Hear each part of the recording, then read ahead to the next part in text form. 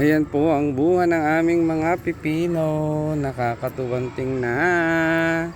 Nakakawala ng pagod. Napakadami ng bunga at bulaklak. Sa dahon pa lang po malusog ang ating mga pipino. Ayan. Siyempre po kapag ang halaman natin is malusog, ayan, dami po nating bunga ng pipino. Ayan.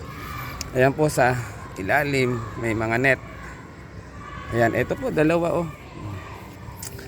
Ito po, ayan. Ayan po oh. Ayan po. Ayan po ang mga bunga ng ating pipino dahil malusog, mataba. Tama-tama po yung init na nare-receive ng halaman, plus gumagamit ng mga organic fertilizer, organikong pataba. Ayan. Then meron din pong ayan laki na ng bunga. Ayan. And later mga 1 week pwede na siyang i-harvest. Ayan. Ang lusog, tumatahol si doggy. Ayan po. Ayan. Ating mga bunga ng ating mga pipino. So nakakatuwang tingnan. Nakakatuwang pagmasdan. Ito'y matatagpuan niyo po dito sa aming gulayan sa paaralan ng Post Elementary School. Ayan, gulayan sa paaralan. Ayan. Located at Camp Vicente Lim, Mayapa, Calamba City. Ayan. Ayan po. So ayan po, dito po nakatanim ang aming mga creeping vegetable or plants. Ayan po yung mga baging. Yan po ay pipino sa unang plat. Ayan. Ayan. So makikita niyo po ang dami ng bunga. Ayan. Dami ng bulaklak. Ayan.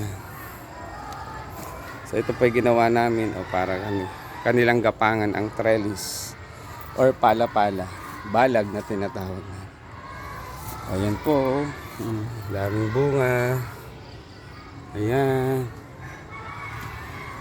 Ayan po. Tataba. Siyempre kapag malusog po ang ating halaman, inaalagaan, tama ang nare-receive na pataba, nasa tamang lugar ang ating mga pananim, sigurado po tsak tayong magkakaroon ng magandang result, magandang output. Ayan po, ito po dalawa oh. Isa at saka ito yung dalawang bunga. Ayan. Ayan po yung iba wala ng net. Ayan po oh. Ayan pa po. So blessings. Ayan. Thank you Lord for all the blessings. Ayan. Ayan po. Ayan po hanggang isang plat po yan ng mga pipino. Ito naman po sa kabila ay ayan ang palaya. At later on, ayan po ay mamulaklak at mamumunga na rin. O ayan po ang aming mga baging. Ayan, sa pangalawang plat po ay ampalaya. Sa pangatlo naman po is sigarilyas. Mapapakanta ka pa ng bahay ko. Sigarilyas at mani. Ayan, sigarilyas po yan. At ang ating native patola, gumagapang na rin. Ayan. Ayan. Ito po ay mga patola. Ayan. Ito naman po ay mga kulitis. Katutubong gulay. Amaranth. Ayan. Umaakyat na rin po sa rurok ng tagumpay ang ating mga patola. So, susunod po ay upo. Ayan. Then sa sumunod pong plat na yon, ayan. Puntahan natin.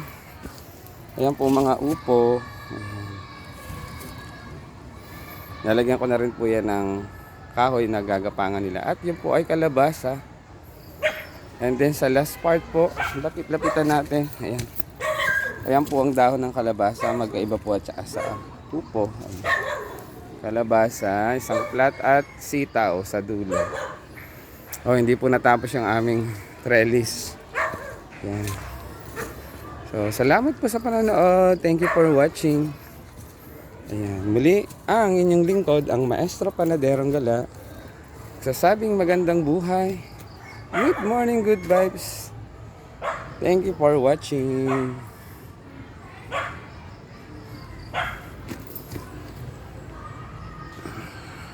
Daming bulaklak. i-share na yan at mag-follow na. Thank you for watching.